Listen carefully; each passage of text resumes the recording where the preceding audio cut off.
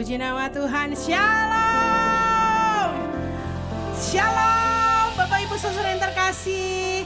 Puji nama Tuhan, selamat pagi, selamat hari Minggu, dan selamat beribadah. Dan kami mengucapkan Merry Christmas and Happy New Year. Yuk bilang kanan kiri, Merry Christmas and Happy New Year ya. Yes, tahun boleh berganti, tapi kasih Tuhan gak pernah berubah, gak pernah berganti, bahkan selalu baru setiap hari. Yang percaya bilang yes. Tahun baru, berkat baru, sukacita baru. Amin. Yes, mari kita satu hati, kita mengawali ibadah hari ini dengan mengucap syukur buat penyertaan Tuhan. Bapa kami yang baik, terima kasih Tuhan Yesus untuk kebaikan-Mu, untuk penyertaan-Mu di sepanjang hidup kami Tuhan. Kalau kami ada saat ini Tuhan, berdiri tempat ini Tuhan, beribadah tempat ini Tuhan, di minggu pertama di tahun 2026 ini Tuhan, semua karena kebaikan-Mu, semua karena anugerah-Mu. Tuntun langkah kami Tuhan, sebab kami gak bisa jauh dari kasih-Mu Tuhan Yesus. Biar kami mau berjalan, bergandengan tangan di tahun 2026 ini Tuhan, berjalan di dalam rencana-Mu. Kami mau pegang janji-Mu Tuhan Yesus. Terima kasih Bapa yang baik. Saat ini kami mau memuji dan menyembah Engkau Tuhan Yesus. Kau urapi setiap kami tempat ini Tuhan. Kami percaya Tuhan, Engkau hadir di tengah-tengah kami Tuhan. Hadirat-Mu menaungi setiap kami tempat ini Tuhan Yesus. Terima kasih Bapa yang baik. Kami siap memuji dan menyembah Tuhan. Mari sama-sama katakan amin. Tepuk tangan yang terbaik buat Tuhan Yesus Kristus. Haleluya.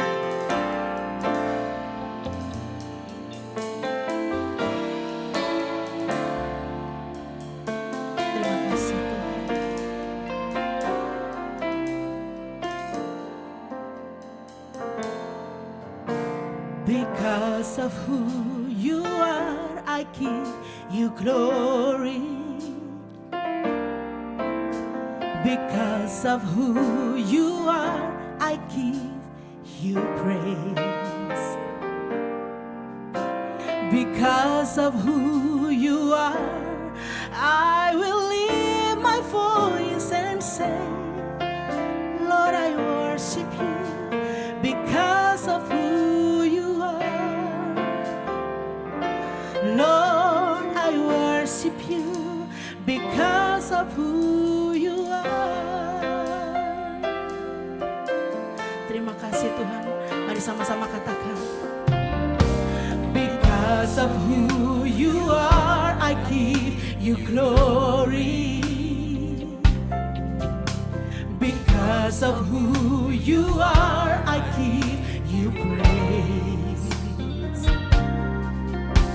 Because of who you are, I will lift my voice and say, Lord, I worship you. Because of who you are, Lord, I worship you.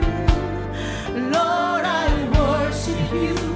Because of who you are, Jehovah.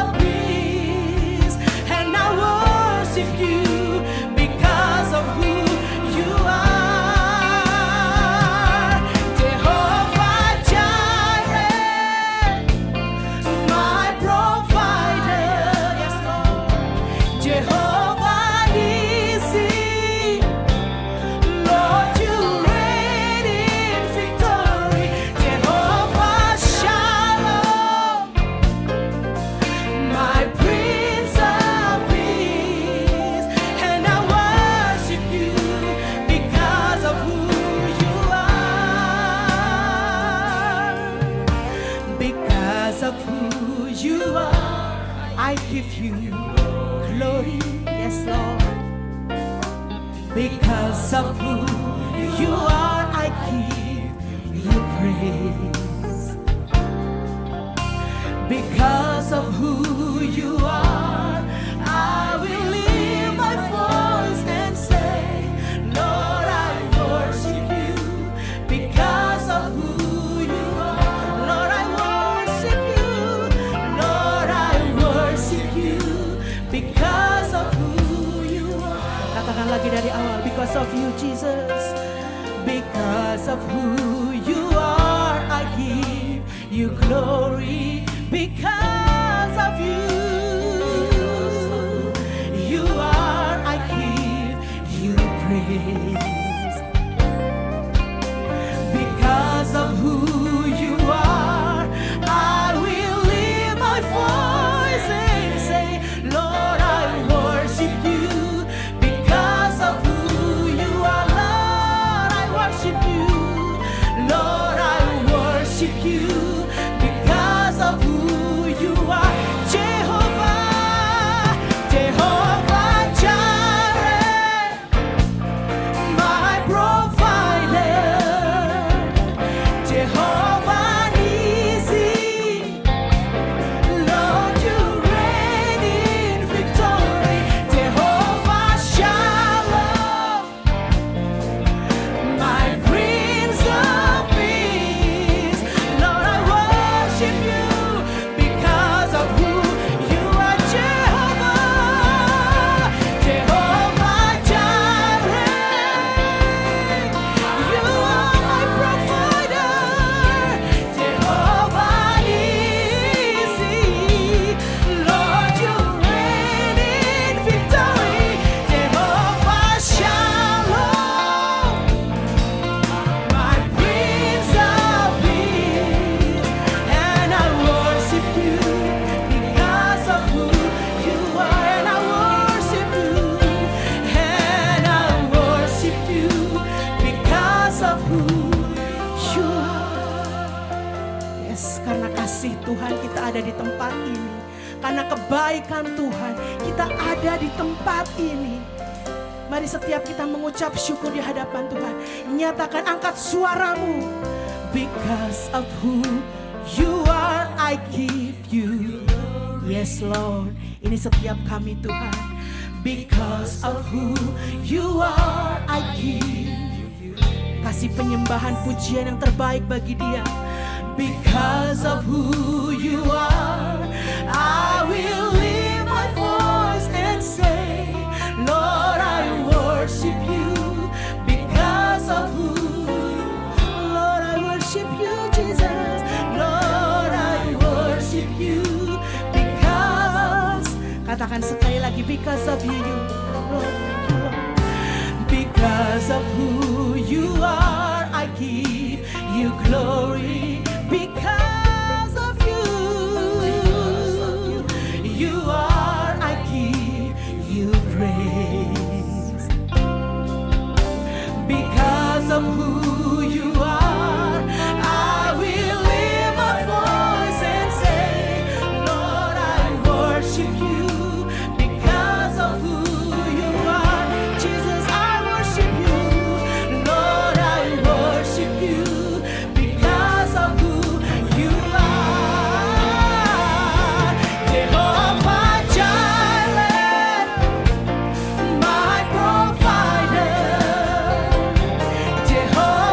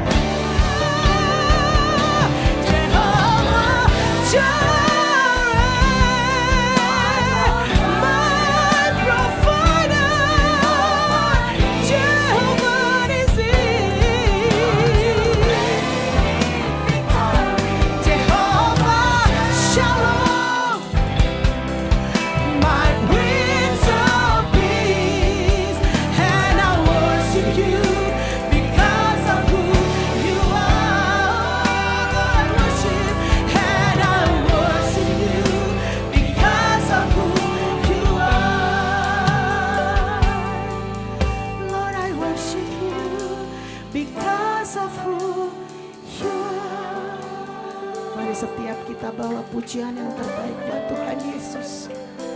Kasih tepuk tangan yang terbaik sekali lagi buat Yesus kita. Dia Allah yang menyediakan. Dia Allah yang memberikan kedamaian. Dia Allah yang memberikan pengharapan bagi setiap kita. Terima kasih Tuhan. Kami mengangkat suara kami. Kami mengangkat tangan kami Tuhan. Untuk menyembah Engkau. Untuk memuliakan nama-Mu. Untuk memuji Engkau Tuhan. Raja di atas segala raja. Thank you Lord. Terima kasih Tuhan. Terima kasih Bapa. Mari angkat suara. Jehovah Jireh, my provider. Jehovah Nissi, Lord you reign in victory. Jehovah Shalom, my Prince of Peace. Lord I worship you because of who you are. Katakan sekali lagi, Jehovah, Jehovah Jireh, my provider. Jehovah Nissi, Lord you reign in victory. Jehovah Shalom, my Prince of Peace. And I worship you. You are Jehovah, Jehovah Jireh, my provider. Jehovah Nissi, Lord you reign in victory. Jehovah Shalom, my Prince, Lord I worship. Come on, you are like worship Him. Come on, Jehovah Jireh, my provider. Jehovah Nissi, Lord you reign in victory. Jehovah Shalom, my Prince of Peace. Lord I worship you because of who you are. Lord I worship you. Lord I worship you because of who. Lord I worship you. Lord I worship you because of who you are. Jemaat katakan sendiri, Lord I worship you of who you are. Sekali lagi, Lord I worship you. Lord I worship you. Lord I worship you. Lord I worship you because of who you are. Beri kemuliaan buat Tuhan. Come on, let's worship Him. Let's worship Him. Mari sembah Dia. Mari sembah Dia. I will worship you, Lord. Kami memuji Engkau, Tuhan. Kami menyembah Engkau, Tuhan. Di tempat yang maha tinggi, Engkau bertahta, Tuhan. Kami mengangkat tangan kami, Tuhan. Tanda kami berserah penuh, Tuhan Yesus. Bukan karena kuat gagah kami, Tuhan, tapi karena penyertaan. Kami mau datang menyembah-Mu, Tuhan. Kami sembah Engkau. Mari setiap kita nyatakan syukur-Mu di hadapan Tuhan. Banyak kebaikan yang Tuhan lakukan dalam hidup kita. Sangat banyak, Tuhan. Dengan apa kami bisa membalasnya, Tuhan? Selain kami bawa hati kami, Tuhan. Kami bawa hati kami, Tuhan, dengan ucapan syukur. Kami bersyukur Tuhan. Kami bersyukur Bapa. Terima kasih Tuhan. Terima kasih Bapa. Yes Lord. Terima kasih Tuhan. Sebab Engkau Allah yang setia. Engkau Allah yang tidak pernah meninggalkan kami Tuhan. Terkadang kami jauh dari Engkau, tapi Engkau tetap mencari kami Tuhan. Engkau tetap genggam tangan kami Tuhan. Kami berdoa Tuhan, di tahun baru ini Tuhan, kami punya hati yang baru Tuhan Yesus. Hati yang lebih lagi mengasihi-Mu Tuhan. Kami percaya Tuhan, Allah yang kami sembah adalah Allah Immanuel. Allah yang selalu beserta dengan kita. Allah yang gak pernah meninggalkan kita sekalipun. Tidak pernah Tuhan. Terima kasih Tuhan. Terima kasih Tuhan. Terima kasih Bapa.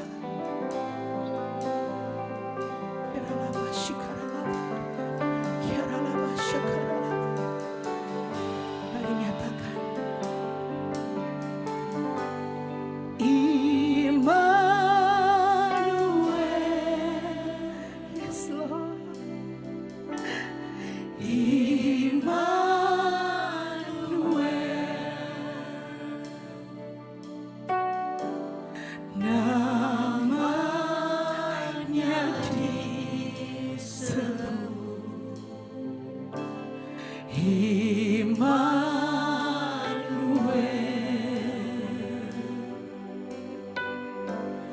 Allah serta dalam kita, namanya disebut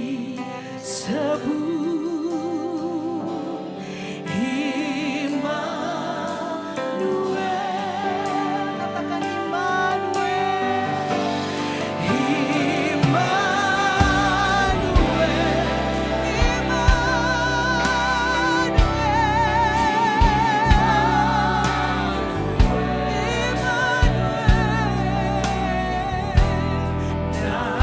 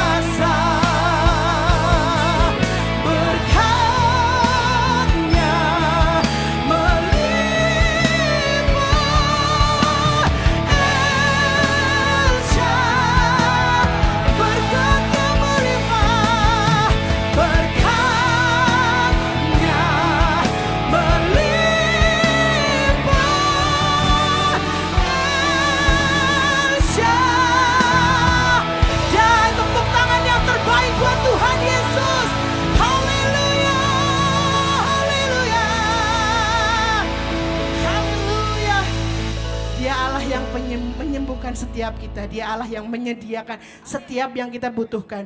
Dan dia juga Allah sumber kekuatan kita. Yes? Come on.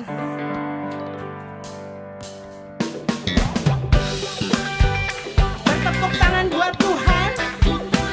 Sebab dia Allah sumber kekuatanku.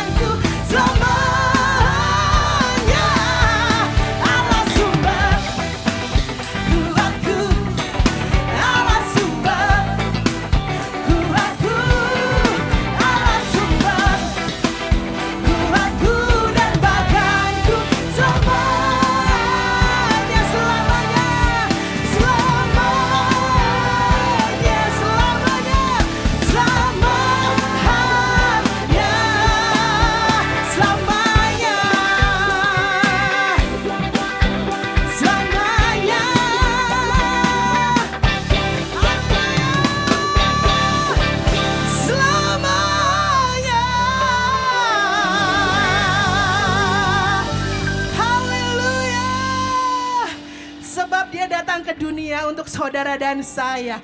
Belum terlambat ya ngucapin Merry Christmas juga ya. Dia lahir, dia mati, dia bangkit untuk kita semuanya. Come on.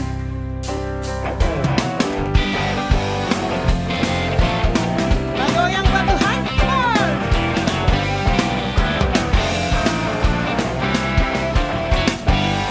Dia lahir untuk kami, dia mati untuk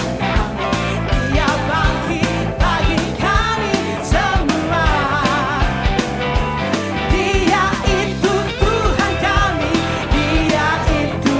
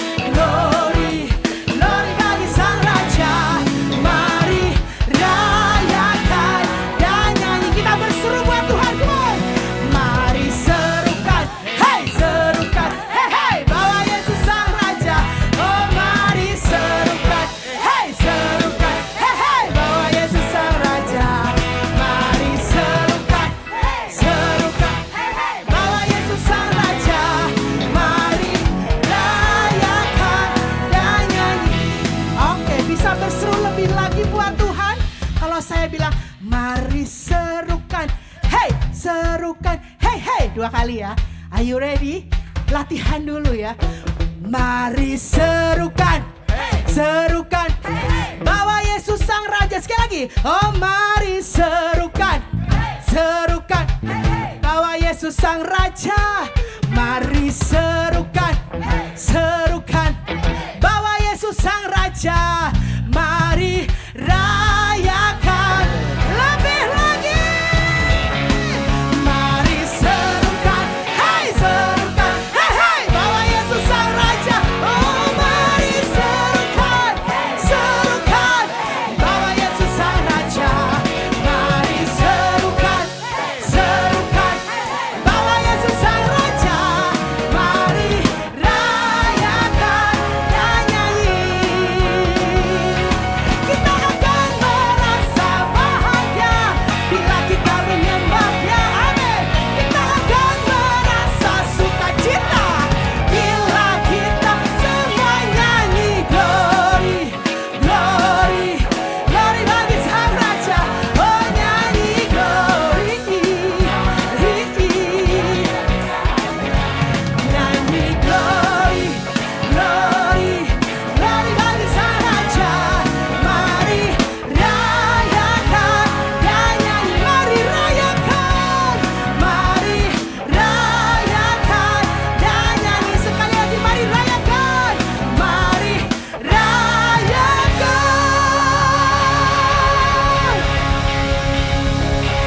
Sama-sama ya, sama-sama ya. Dan nyanyi.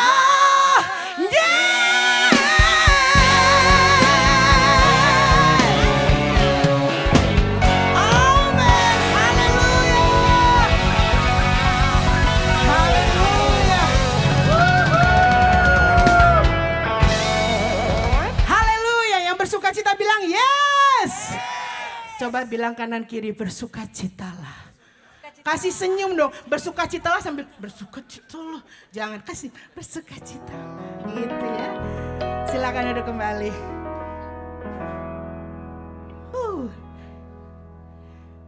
Banyak yang sudah Tuhan perbuat di tahun 2026.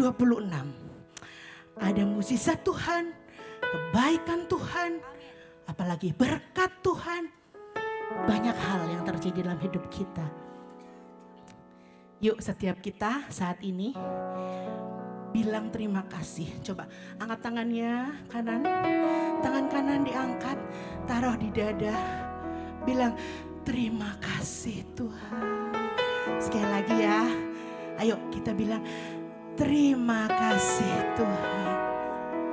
Kami bersyukur Tuhan Yesus untuk rancangan indah-Mu.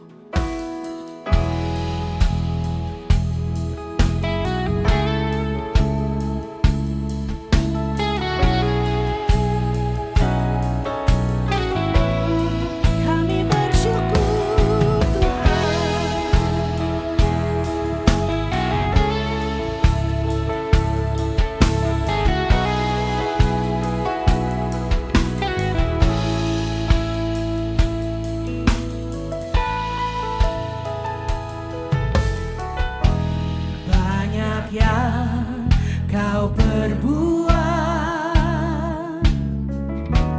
di dalam hidupku, rancangan indahmu terjadi di hidupku. Bapa yang mengerti segala yang ku perlu, kasih-Mu sempurna nyata dalam hidupku. Ku bersyukur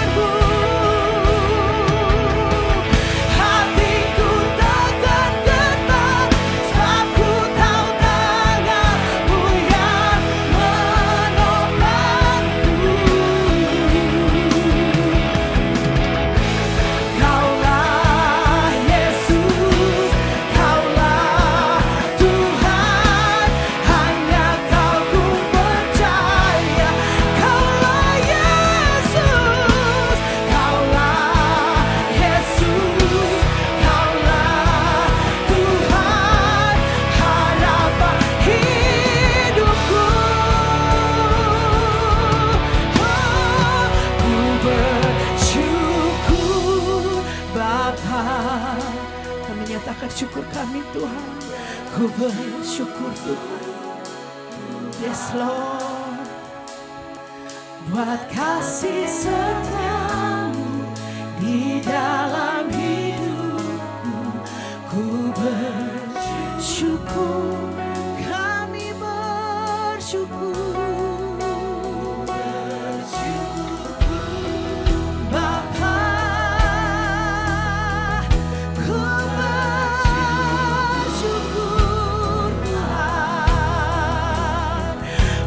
Kasih setiamu di dalam hidupku. Ku bersyukur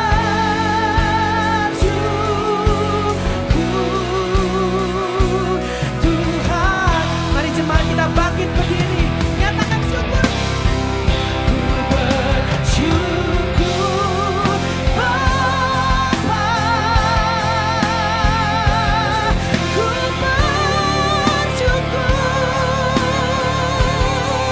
buat kasih setiamu di dalam hidupku. Ku bersyukur, ku bersyukur Bapa. Yes Lord, ku bersyukur Tuhan. Buat kasih setiamu di dalam hidupku. Ku bersyukur,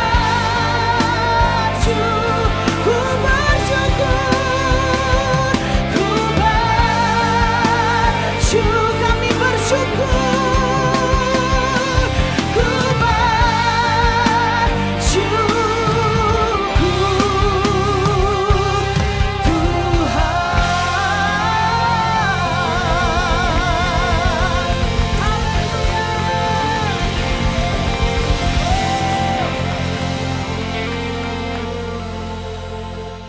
Terima kasih Tuhan Yesus, kami bersyukur buat kasih setiamu di sepanjang kehidupan kami.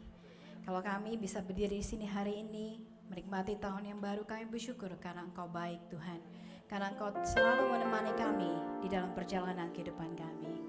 Biar firman-Nya disampaikan hari ini Tuhan boleh tertanam di hati kami, boleh berbicara secara personal ke hati kami masing-masing, sehingga kami dapat menangkap apa yang ingin Engkau sampaikan. Terima kasih Bapa, di dalam nama Yesus kami telah berdoa dan mengucap syukur. Amin. Amin. Silakan duduk saudara-saudara. Shalom semuanya. Happy New Year. Selamat tahun baru. Amin. Saudara, tahun ini kita akan memulai tema tahunan yang baru. Tapi sebelum kita memulai yang baru ini, nanti kita akan mulai di bulan depan.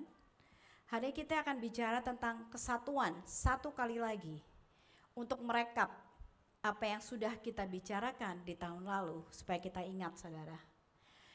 Setiap memasuki tahun yang baru, saudara, hampir secara kita pasti secara alami terdorong untuk menoleh ke belakang, untuk melihat apa yang telah kita lalui sepanjang tahun ini. Ada hal-hal yang mungkin kita lihat sebagai kegagalan buat kita, ada kekurangan yang kita miliki, ada kebiasaan buruk kita, ada hal yang tidak berjalan dengan baik. Lalu kita akan berkata kepada diri sendiri, tahun ini saya mau berubah. Tahun ini saya mau memulai kehidupan yang baru. Tahun ini mungkin saya nggak mau bangun siang. Tahun ini saya mau olahraga setiap hari. Tahun ini saya mau lebih sabar. Nah, ketika kita membuat resolusi, saudara, pasti ada pengharapan di dalam kita, di mana kita mau mengubah perilaku kita agar kita bisa meriset kehidupan kita. Namun saudara, kebenarannya adalah hidup baru tidak dimulai pada tanggal 1 Januari. Hidup yang baru juga tidak dimulai saat kita berusaha untuk melakukan, untuk mengubah perilaku kita terlebih dahulu. Tapi justru sebaliknya, hidup yang baru itulah yang kita miliki, yang mendahului perubahan karakter dan perilaku kita. Maka bagi kita orang percaya saudara, hidup baru kita itu dimulai pada saat kita menerima Yesus sebagai Tuhan dan Juru Selamat. Pada saat itulah kita menjadi ciptaan baru, di mana yang lama sudah berakhir, sudah berlalu, dan yang baru telah datang. Dan justru karena kita telah menerima kehidupan yang baru inilah, maka perubahan karakter itu menjadi mungkin. Maka kita bisa mengubah karakter kita. Dan itulah sebabnya Paulus menulis kepada jemaat di Kolose, dia mengingatkan mereka bahwa sesungguhnya sebagai orang percaya mereka sudah mati dan sudah bangkit bersama Kristus. Maka identitas mereka pun sudah berubah, status mereka sudah diperbaharui. Karena itu hidup mereka pun seharusnya mencerminkan realitas kehidupan yang baru itu. Paulus berkata, jika kamu sudah mati bersama dengan Kristus, maka kamu harus menanggalkan manusia lamamu dan mengenakan manusia yang baru.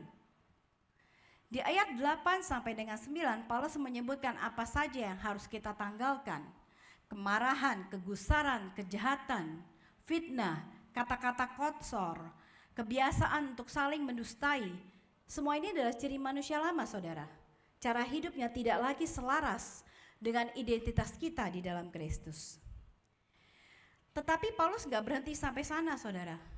Sama seperti dalam kehidupan kita sehari-hari, ketika kita menanggalkan pakaian yang kotor, kita kan gak berhenti sampai sana.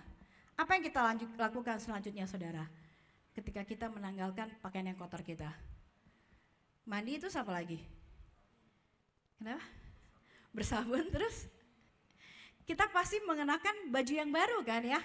Kita gak mungkin tinggal dalam keadaan telanjang. Demikian juga dalam kehidupan rohani kita, saudara.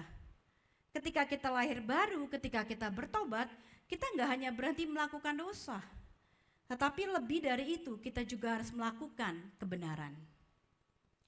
Karena itu di ayat-ayat selanjutnya, Paulus memerintahkan jemaat untuk mengenakan karakter yang baru. Mengenakan karakter yang sepadan dengan identitas mereka sebagai manusia baru di dalam Kristus.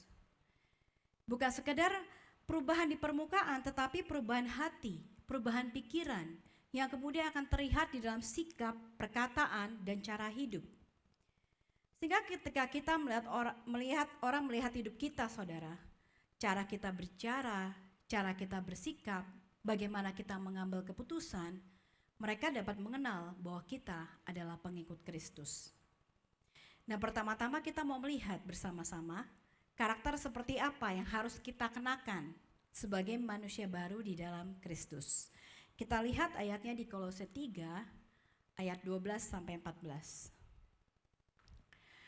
Karena itu sebagai orang-orang pilihan Allah yang dikuduskan dan dikasihinya, kenakanlah belas kasihan, kemurahan, kerendahan hati, kelemah lembutan, dan kesabaran. Sabarlah kamu seorang terhadap yang lain, dan ampunilah seorang akan yang lain apabila yang seorang menaruh dendam terhadap yang lain. Sama seperti Tuhan telah mengampuni kamu, kamu perbuatlah juga demikian. Dan di atas semuanya itu kenakanlah kasih sebagai pengikat yang mempersatukan dan menyempurnakan. Very straightforward, saudara. Sebelum Paulus berbicara tentang apa yang harus kita lakukan, ia terlebih dahulu mengingatkan kita akan siapa kita di dalam Kristus. Paulus berkata, karena itu sebagai orang-orang pilihan Allah yang dikuduskan dan dikasihinya. Di sini Paulus menekankan bahwa kita bukan berusaha berbuat baik supaya kita dikuduskan Allah. Kita bukan berusaha berbuat baik supaya kita dikasihi Allah. Kita tidak berbuat baik agar kita menjadi orang Kristen. Tetapi karena kita sudah dikuduskan, karena kita sudah dikasihinya, karena kita sudah menjadi pengikut Kristus, maka kenakanlah karakter-karakter itu. Dan di ayat ini Paulus menjabarkan karakter yang harus kita kenakan sebagai manusia baru di dalam Kristus. Yang pertama adalah belas kasihan. Belas kasihan adalah sikap hati yang tidak gampang bereaksi, saudara. Ketika orang lain bersikap tidak menyenangkan, kita nggak langsung menghakimi atau kita langsung marah. Tapi kita lebih dahulu mempertimbangkan, apa sih yang sedang ia gumulkan? Kok dia bersikap seperti itu? Mungkin ada alasan dari sikap dia.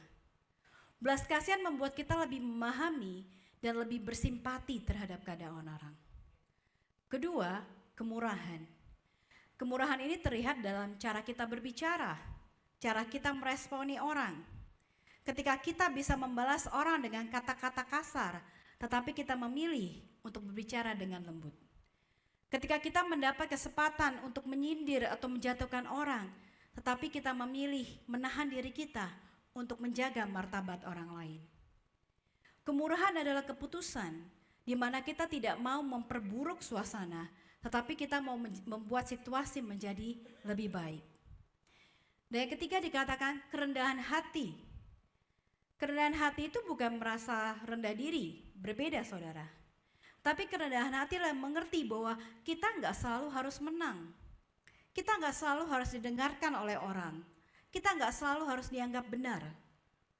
Orang yang rendah hati mereka mau mengalah.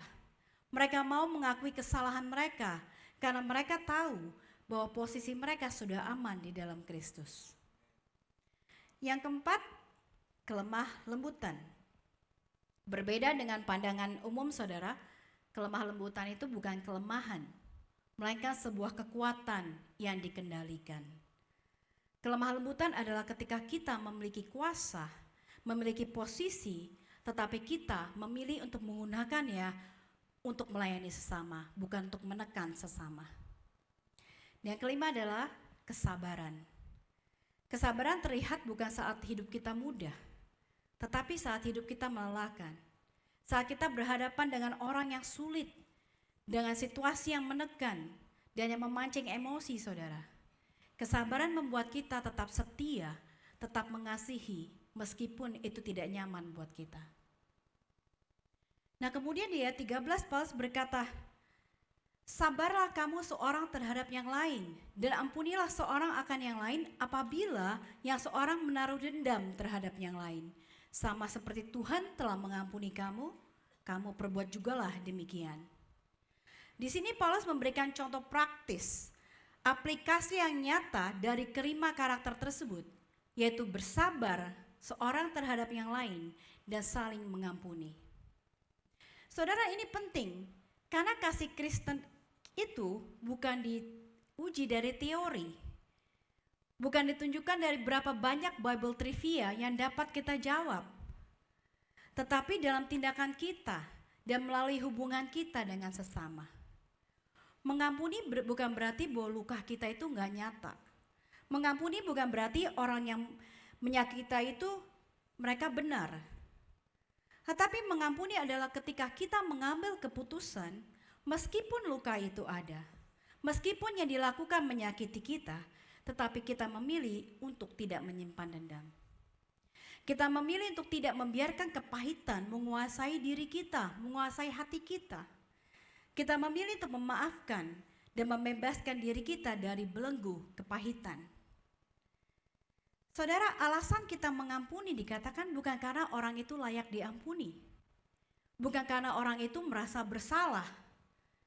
Tetapi karena Tuhan lebih dahulu mengampuni kita betapapun tidak layaknya kita. Amin. Kita mengampuni karena kita sadar bahwa kita sendiri pun hidup dari pengampunan yang kita terima dari Kristus setiap hari, saudara. Dan saya mau mengambil sedikit waktu untuk menjelaskan di sini, saudara, bahwa pengampunan tidak sama dengan rekonsiliasi. Pengampunan tidak bergantung kepada pihak lain.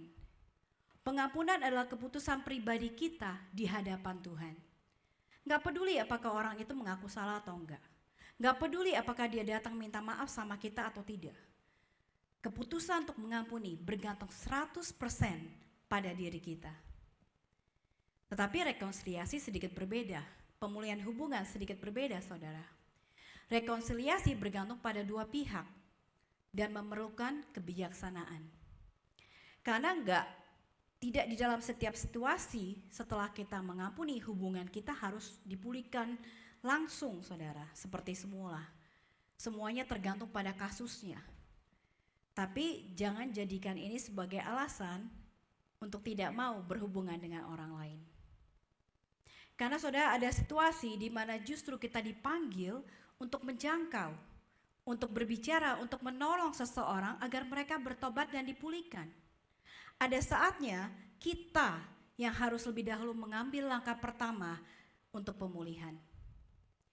Nah, disinilah kita memerlukan pimpinan Roh Kudus, karena gak semua kasus sama. Tapi satu hal yang pasti, saudara, orang yang sungguh-sungguh telah mengampuni, mereka akan memiliki hati yang terbuka dan siap untuk memulihkan hubungan ketika saatnya tiba. Amin. Dan saudara, ketika Paulus menjelaskan karakter-karakter manusia baru tersebut, Paulus menggunakan kata mengenakan. Artinya karakter-karakter itu tidak terjadi secara otomatis dalam hidup kita. Ini memerlukan keputusan, memerlukan tindakan, perbuatan yang nyata dari kita. Sama seperti pakaian yang sudah tersedia di lemari, saudara. Pakaian itu tidak akan pernah kita pakai jika kita tidak mengambilnya dan kemudian memakainya. Demikian juga dengan karakter Kristen, karakter Kristus. Kita sudah memiliki hidup yang baru. Kita sudah diberi anugerah oleh Allah. Kita sudah menjadi manusia yang baru di dalam Kristus. Tapi jika kita tidak mengambil keputusan untuk bertindak, semua itu akan tetap tergantung di dalam lemari. Maka jelas bahwa belas kasihan, kemurahan, kerendahan hati, kelemah lembutan, kesabaran, dan bahkan pengampunan, itu semua bukan masalah perasaan. Tetapi ini adalah masalah keputusan iman. Akan ada saatnya di mana kita tidak ingin melakukannya. Ada saatnya di mana kita tidak mau berbelas kasihan. Ada saatnya di mana kita tidak mau memaafkan.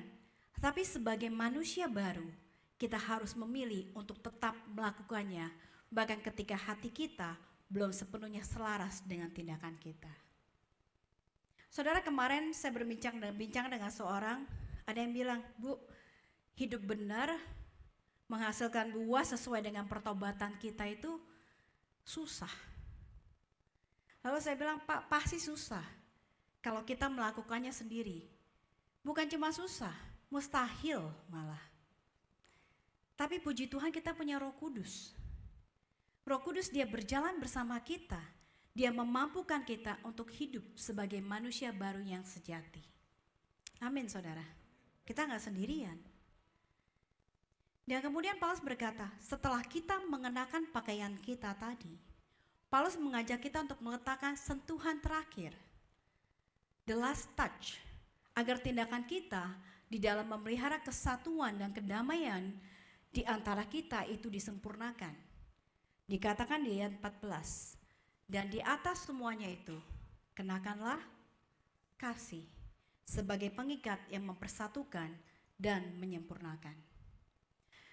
Di sini Paulus menggunakan gambaran seperti sebuah ikat pinggang, saudara. Ikat pinggang itu mengikat baju kita yang kita kenakan supaya mereka stay, tetap pada tempatnya, rapi, gak berantakan. Maka di atas semua yang kamu lakukan, lakukanlah itu karena kasih. Itu yang Paulus katakan. Karena tanpa kasih, semua itu menjadi hambar. Karakter itu gak akan bisa bertahan, gak akan bisa stay with us. Gak akan sungguh-sungguh menjadi bagian dari dalam diri kita. Tanpa kasih, hubungan dengan sesama kita juga gak akan bertahan lama. Kasih adalah the driving force, sesuatu yang memberi kekuatan untuk kita bisa melakukan hal-hal tersebut. Kasih adalah pengikat yang mempersatukan dan menyempurnakan. Nah, yang menjadi masalahnya sekarang, bagaimana kita bisa mengenakan karakter ini? Apa yang harus kita lakukan supaya karakter ini menjadi bagian dari diri kita? Kita lihat ayat 15, dikatakan, hendaklah damai sejahtera Kristus memerintah di dalam hatimu. Karena untuk itulah kamu telah dipanggil menjadi satu tubuh dan bersyukurlah. Ini yang pertama, saudara. Hendaklah damai sejahtera Kristus memerintah di dalam hatimu. Damai sejahtera di sini bukan sekedar perasaan tenang yang kita rasakan di dalam hati kita. Kalau kita lihat di sini, Paulus mengaitkannya dengan kesatuan tubuh Kristus. Artinya damai sejahtera yang ia maksud di sini adalah kedamaian di dalam tubuh Kristus, kedamaian antara tubuh Kristus. Dan kita sudah pelajari sepanjang tahun kemarin bahwa damai sejahtera ini bukan sesuatu yang kita ciptakan sendiri, melainkan sesuatu yang sudah diberikan Kristus kepada kita. Melalui pengorbanannya di kayu salib, Kristus telah menambahkan kita dengan Allah, dan Dia dengan itu menyatukan kita juga menjadi satu tubuh di dalam Dia. Dia mati bukan hanya untuk mengampuni dosa pribadi kita, tetapi untuk menciptakan kesatuan dan kedamaian di antara orang percaya. Nah, tugas kita apa, saudara? Tugas kita adalah memelihara kesatuan yang sudah diberikan Kristus kepada kita. Karena itu ketika Paulus berkata, hendaklah damai sejahtera Kristus memerintah di dalam hatimu, ia sedang berkata, hendaklah tujuan dan karya Kristus yang sudah diberikan kepada kita itu mengendalikan cara kita hidup dan cara kita berrelasi dengan sesama. Kata memerintah di sini menggambarkan peran seperti wasit, di mana seorang wasit, saudara, dialah yang menentukan keputusan terakhir. Maka di dalam setiap konflik, di dalam setiap perbedaan, di dalam setiap gesekan, di dalam keputusan apapun di hidup kita, pertanyaannya bukan lagi apa yang saya inginkan, atau apakah yang menjadi hak saya, atau apakah yang menguntungkan saya. Tetapi pertanyaannya adalah, apakah keputusan saya ini sejalan dengan tujuan Kristus yang telah mati untuk menyatukan kita? Kita harus sadar, saudara, bahwa orang-orang yang sungguh-sungguh hidup di dalam damai dengan Kristus tidak mungkin terus hidup di dalam permusuhan dengan sesama orang percaya. Karena jika kita sudah berdamai dengan Dia, maka kita juga dipanggil untuk berdamai dengan orang-orang yang telah berdamai dengan Dia juga. Karena Kristus menerima dan mendamaikan seseorang dengan dirinya, kita juga sudah berdamai dengan Kristus, maka kita gak bisa berkata, Tuhan, aku gak mau berdamai dengan orang itu. Mengapa, saudara? Karena tujuan Kristus harus menjadi tujuan kita. Hati Kristus harus menjadi hati kita. Maka membiarkan damai sejahtera Kristus memerintah di dalam hati kita, itu artinya kita memilih untuk berpihak pada apa yang Kristus perjuangkan, yaitu kesatuan tubuhnya. Bahkan ketika hal itu menuntut kita untuk menahan ego kita dan untuk merendahkan diri kita. Itu yang pertama. Yang kedua, Paulus melanjutkan di ayat 16. Dia berkata, hendaklah perkataan Kristus diam dengan segala kekayaannya di antara kamu. Kata diam ini berarti tinggal, menetap. Paulus sedang berkata, biarlah firman Tuhan itu menetap dan tinggal di dalam kita. Sehingga firman itu membentuk cara hidup kita. Saudara, ketika rumah kita kedatangan tamu atau orang baru, cara kita bersikap di rumah pasti berubah, ya kan?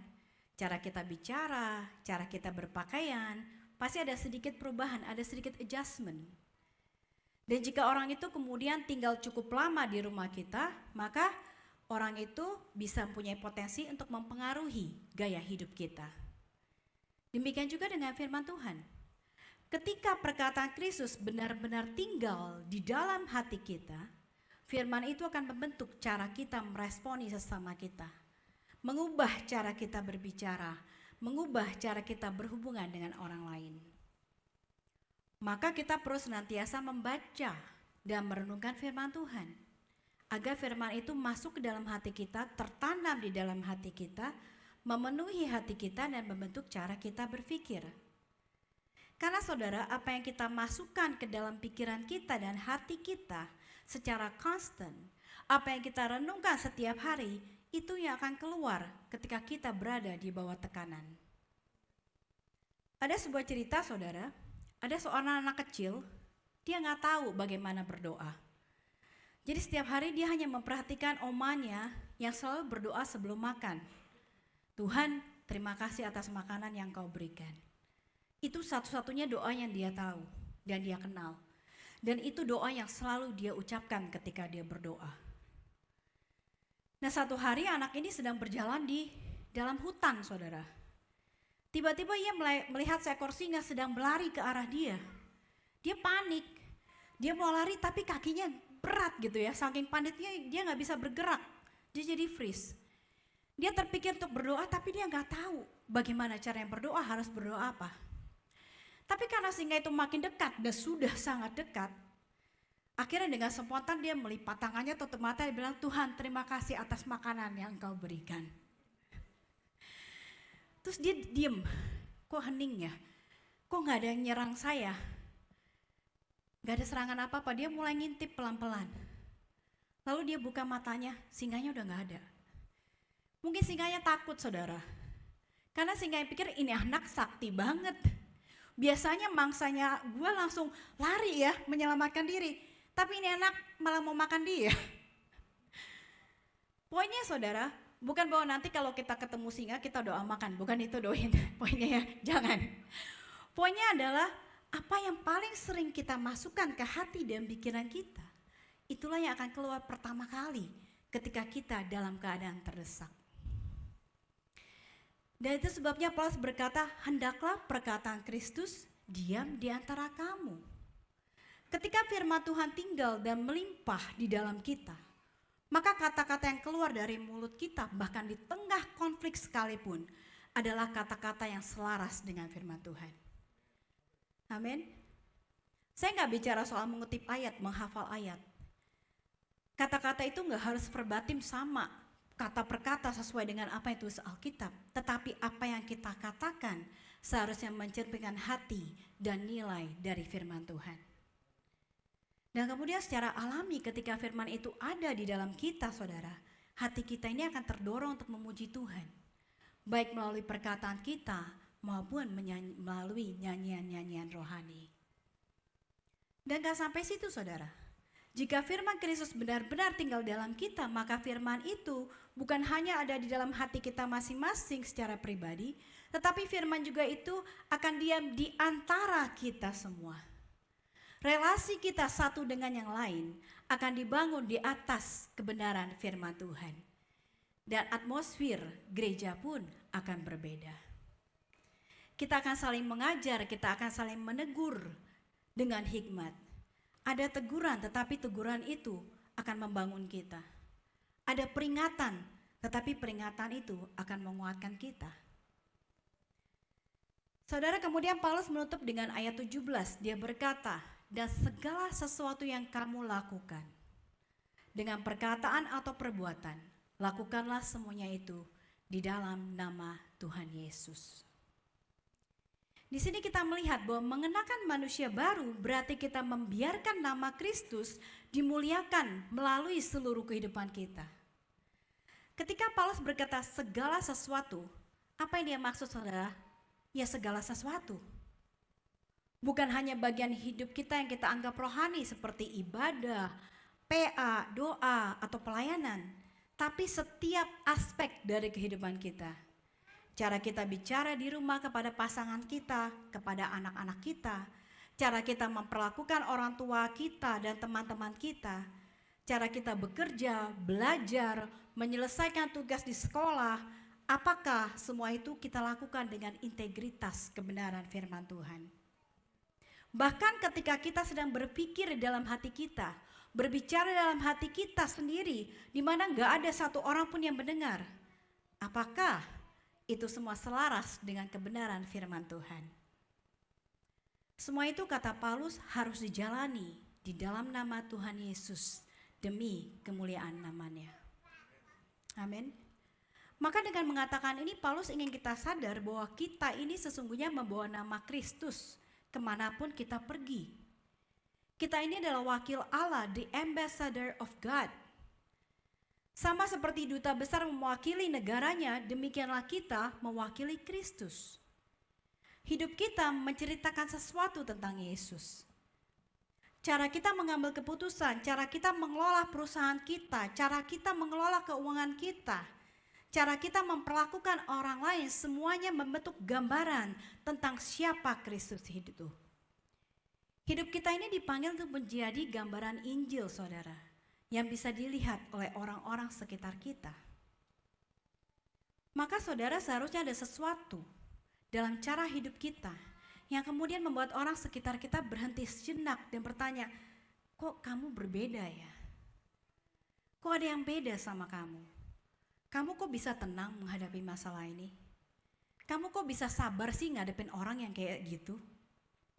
Kamu kok selalu terlihat bersuka cita di dalam segala hal? Saudara, saya pernah mengikuti akun Facebook seseorang, udah cukup lama saudara. Waktu itu hidup saya sendiri penuh dengan masalah. Dan di masa-masa itu saya sering mengeluh karena saya selalu melihat segala sesuatu dengan kacamata negatif. Tapi ada satu orang di Facebook yang menarik perhatian saya nggak pernah kenal orang itu, saya nggak pernah bertemu dengan orang itu sampai sekarang pun. Dan hampir setiap hari statusnya itu selalu positif. Selalu ada ucapan syukur kepada Tuhan, selalu ada sukacita, selalu ada hal-hal sederhana yang dia syukuri setiap hari. Awalnya saya heran, saya bilang sama Jasa, kok ada ya orang hidupnya kayak gini? Ini serius beneran apa enggak gitu ya? Kok ada orang yang sepertinya selalu punya alasan untuk mengucap syukur? Dan semakin saya ngikutin statusnya saudara, saya semakin diberkati. Tanpa dia sadari, tulisan-tulisannya itu mengajarkan sesuatu kepada saya. Saya mulai terdorong untuk belajar mengucap syukur. Saya mulai melihat bahwa sukacita itu ternyata nggak berasal dari situasi hidup kita, tetapi sungguh berasal dari Tuhan. Dan semakin sering kita mengucap syukur saudara, ternyata semakin mudah bagi kita untuk bersyukur di dalam segala hal. Dan akhirnya ini menjadi sebuah kebiasaan dan gaya hidup kita. Dan saya percaya saudara, status orang ini tidak hanya memberkati saya, tetapi juga memberkati banyak orang. Dan situlah saya sadar bahwa hidup orang ini sedang menjadi sebuah kesaksian. Bukan karena dia sempurna, tetapi karena Kristus bekerja di dalam hidupnya. Tanpa berkhotbah, tanpa mengutip ayat, hidupnya sedang menceritakan kehebatan Kristus. Hari ini, saya mau mengajak kita semua untuk merenungkan. Apakah jika orang luar melihat kehidupan kita, dapatkah mereka melihat Kristus di dalam kita? Ketika mereka melihat sikap kita tanpa mengetahui hal lain tentang diri kita, dapatkah mereka menebak bahwa kita ini adalah pengikut Kristus? Ketika mereka melihat status kita di sosial media, apakah mereka akan melihat Yesus sebagai Tuhan yang hidup, Allah yang penuh kasih dan compassion? Ataukah mereka malah melihat Kristus sebagai Allah yang membawa perpecahan, Tuhan yang judgmental, bahkan terkesan menyebalkan? Saudara, Paulus menantang kita hari ini untuk hidup sedemikian rupa, sehingga hidup kita ini menunjukkan keindahan dan kebenaran Kristus. Karena inilah tujuan akhir kita, mengenakan manusia baru, yaitu untuk memiliki hidup yang seluruhnya diarahkan untuk memuliakan nama Yesus.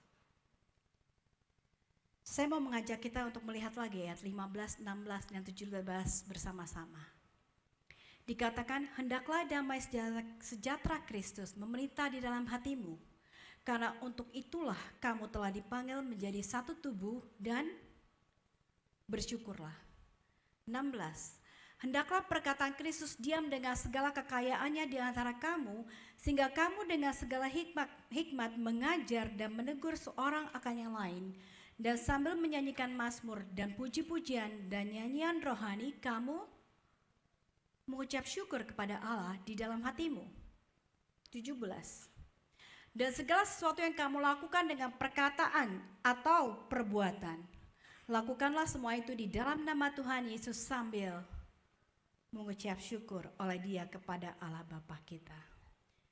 Jadi setiap ayat tadi, ayat 15, 16, dan 17, ada satu yang terus diulang orang oleh Paulus, yaitu mengucap syukur kepada Allah. Di sini Paulus berkata, mengucap syukurlah karena engkau sudah memiliki damai sejahtera Kristus. Mengucap syukurlah karena engkau sudah memiliki firman Kristus. Mengucap syukurlah karena engkau sudah dilayakkan dan dimampukan untuk menjadi wakil Kristus di dunia ini. Mengucap syukurlah karena apa yang sudah Dia lakukan di kayu salib memungkinkan kita semua untuk memiliki semua itu. Melalui pengorbanannya, semua yang kita perlukan untuk hidup sebagai manusia baru telah disediakan bagi kita. Mengucap syukurlah saudara, karena Roh Kudus di dalam kita, Dia mengajarkan kita sehingga kita bisa mengerti firman-Nya dan memampukan kita untuk menjaga damai sejahtera Kristus. Ketika kita fokus menjaga damai sejahtera, fokus kepada firman-Nya, dan fokus untuk memuliakan Tuhan di dalam hidup kita, kita sungguhnya sedang menekan karakter dari manusia baru itu. Saudara, jubah itu sudah diberikan kepada kita. Semua sudah disediakan oleh Kristus untuk kita. Kita hanya perlu mengakses dan mengenakannya. Amin. Amin. Kita akan persiapkan hati kita untuk perjamuan kudus. Saya mengundang para petugas penyewaan kudus untuk maju ke depan.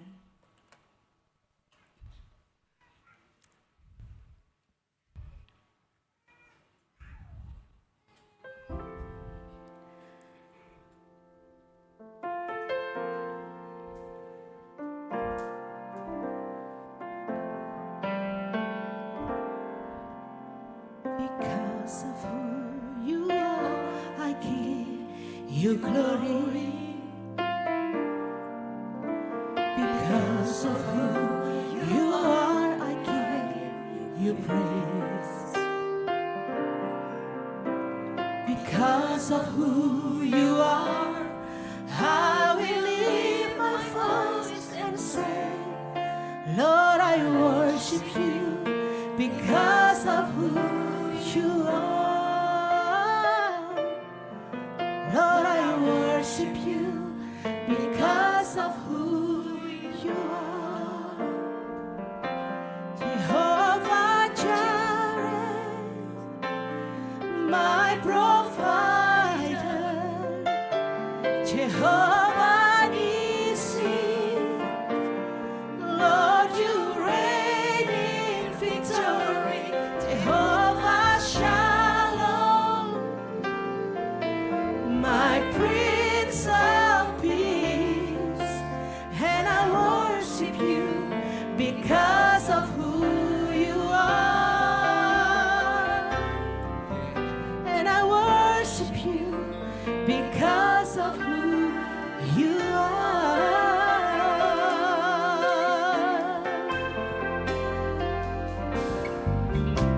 Because of who you are, I give you glory. Because of you, because of who you are, I give you praise. Because of who you are, I will lift my voice and say, Lord, I worship you because of who you are. Lord, I worship you because of who Jehovah Jireh, my provider. Jehovah Nissi, Lord, you reign in victory. Jehovah Shalom, my Prince of Peace, and I worship you because of who you are. And I worship you, and I worship you because of who. And I worship you, Jesus, and I worship you because of who you are. Adakah di sini yang belum dilayani? Boleh angkat tangan jika ada yang belum mendapatkan perjamuan kudus. Sudah semua?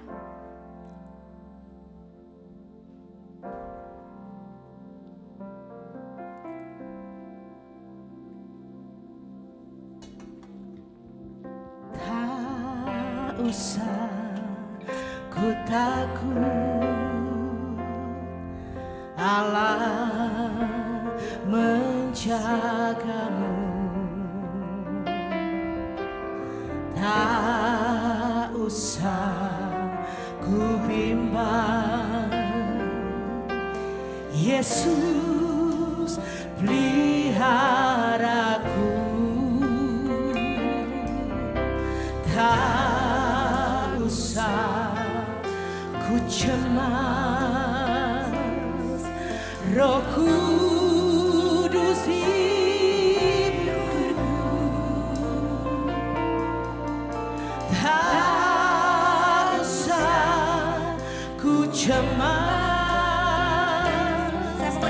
yang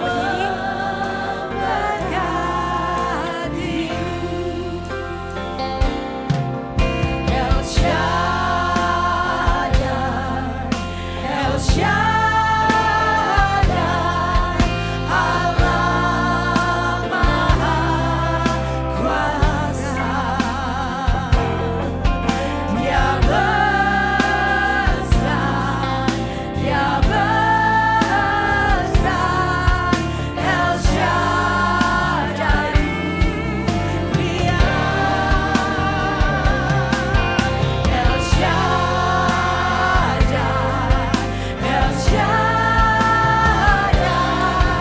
Allah Maha Kuasa. Berkatnya melimpah, El Shaddai. Mari saudara-saudara kita angkat roti di tangan kanan kita. Ingatlah akan pengorbanan yang Yesus Kristus sudah lakukan bagi kita tuh saudara. Di mana yang tubuhnya dipecah-pecahkan agar kita semua bisa bersatu di dalam damai. Sebab apa yang telah aku teruskan kepadamu telah aku terima dari Tuhan, yaitu bahwa Tuhan Yesus pada malam waktu ia diserahkan, ia mengambil roti dan sudah itu ia mengucap syukur atasnya. Ia memecah-mecahkannya dan berkata, inilah tubuhku yang diserahkan bagi kamu. Perbuatlah ini menjadi peringatan akan aku. Mari kita makan roti ini bersama-sama saudara dengan penuh pengucapan syukur.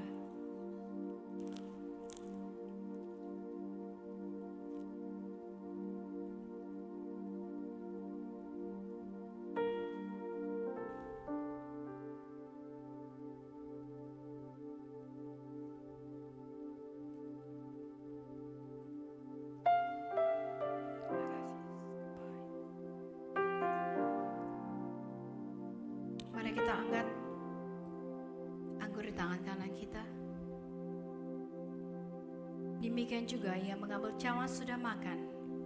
Lalu ia berkata, cawan ini adalah perjanjian baru yang dimateraikan oleh darahku.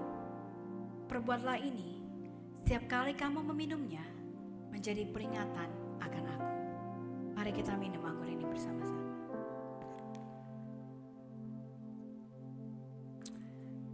Sebab setiap kali kamu makan roti ini dan kamu minum cawan ini, kamu memberitakan kematian Tuhan sampai ia datang.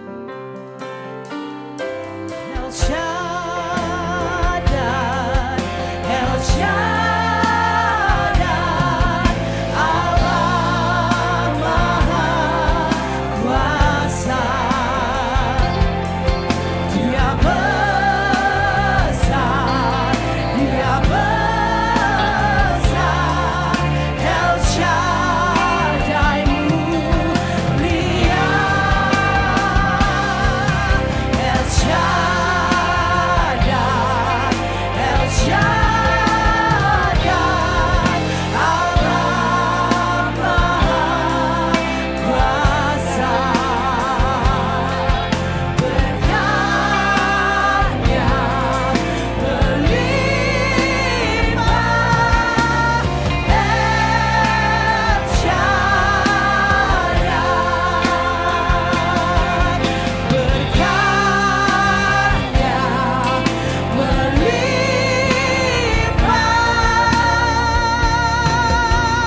El Shaddai.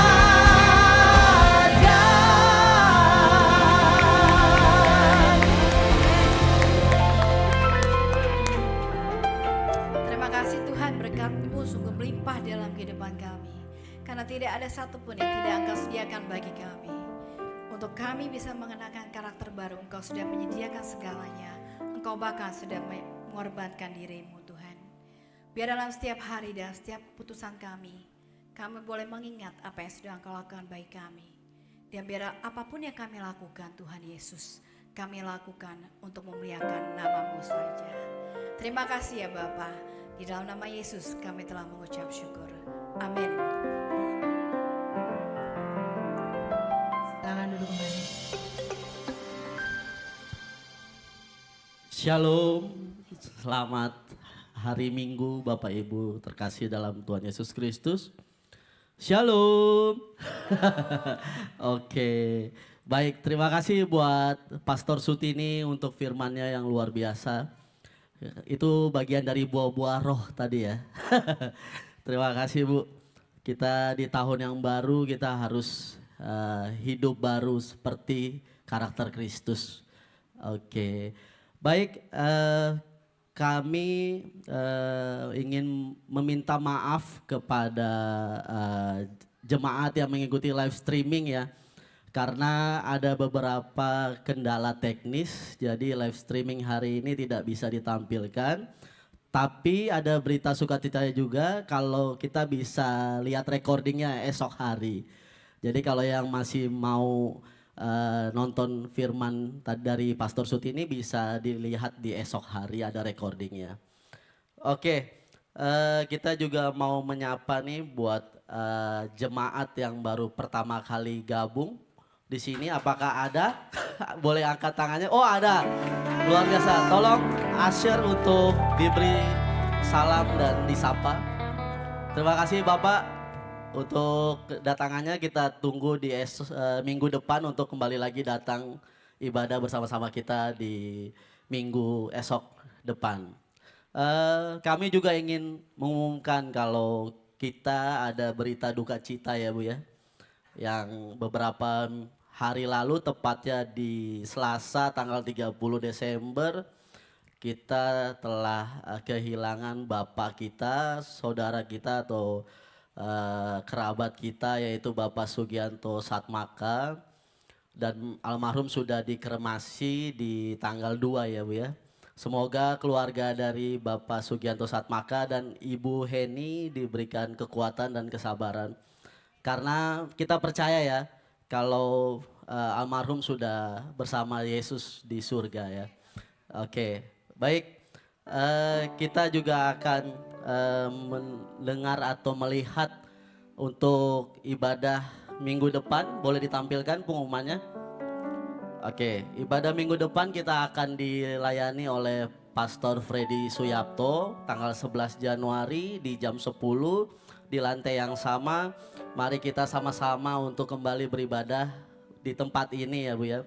Bapak semuanya kita ajak semua keluarga atau saudara-saudara kita untuk sama-sama memuji memuliakan nama Tuhan. Dan juga untuk anak-anak youth maupun Sunday School kita ada di jam yang sama di lantai 5 untuk Sunday School dan youth di lantai 12. Baik, kita akan mempersiapkan persembahan kita. Kita sama-sama akan berdoa.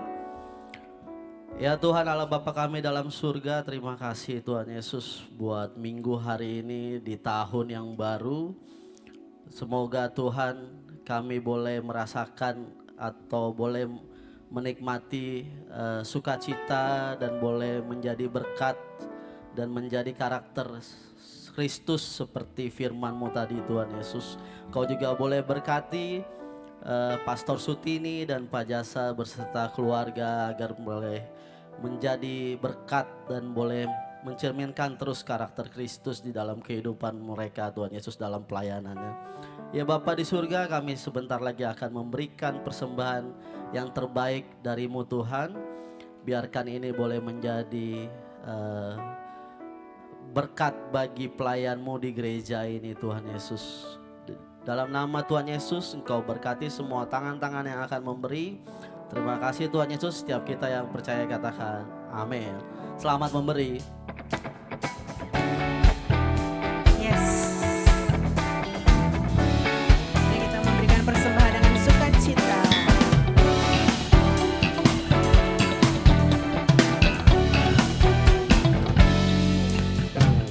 Sungai sukacitamu mengalir dalamku. Oh yes, yes, yes, yes. Anggur sukacitamu melimpah dalamku.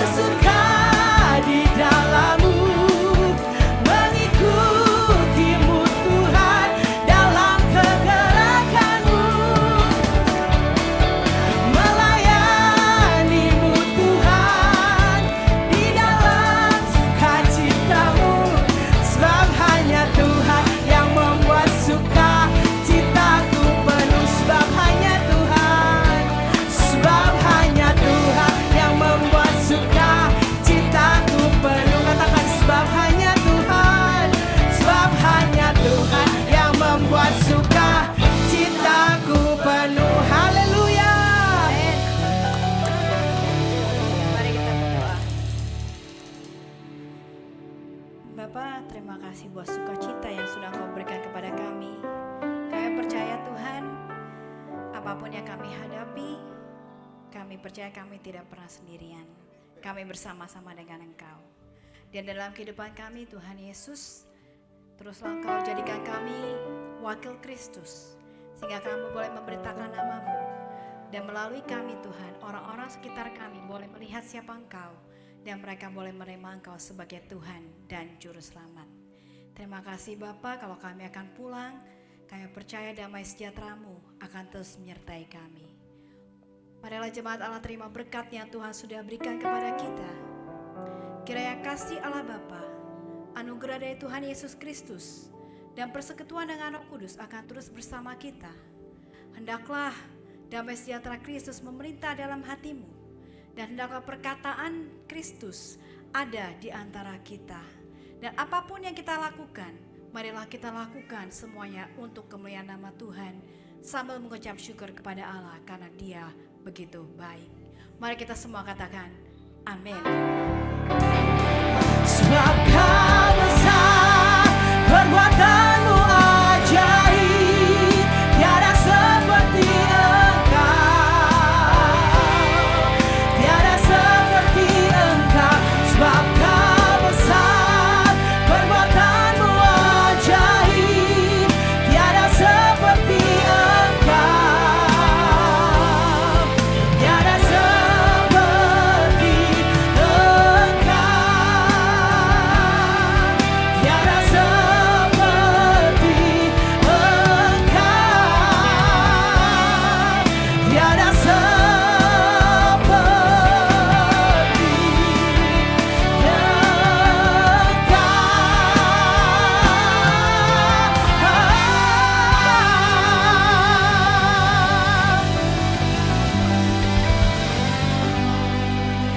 Puji nama Tuhan. Happy Sunday semuanya.